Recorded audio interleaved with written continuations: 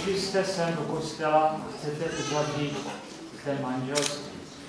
Kéž toto vaše rozhodnutí spečetí sám Bůh, kéž jeho požehnání ustavičně provází vaši vzájemnou lásku, kéž vám dá sílu věrně obstát a vytrvat ve všem, co manželství přináší.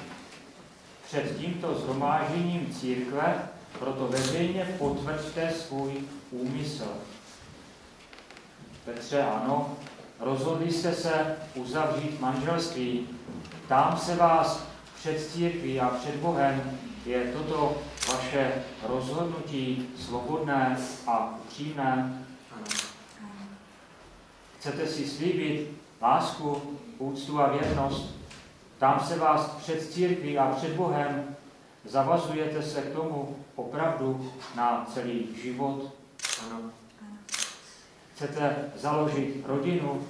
Ptám se vás před církví a před Bohem, přijmete děti od Boha ochotně a budete je vychovávat podle Božího zákona? Potvrďte toto své rozhodnutí podáním ruky a slavným slibem. Já, Petr, odevzdávám se tobě, Aničko, a přijímám tě za manželku.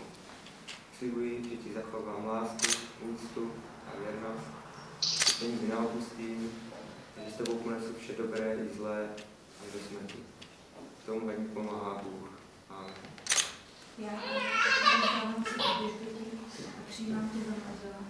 Slibuji, že ti zachovám lásku, úctu a věrnost, že ti nikdy neopustím a že s tebou ponesu všechno dobré i zlé až do smrti. K tomu ať mi pomáhá Bůh.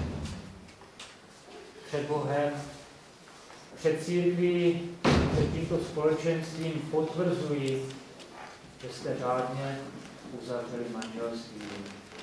Co spojil Bůh, ať člověk nerozlišuje.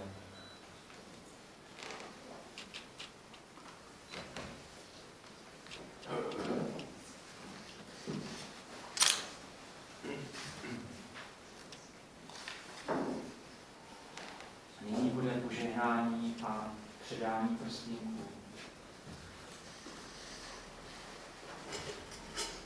Pane, v tvém jménu žehná církev tyto prsteny.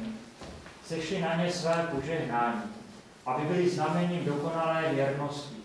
Ať tvoji služebníci Petr a Anna ustavičně plní tvou vůli a žijí spolu ve svornosti a vzájemné lásce až do smrti skrze Krista, našeho Pána.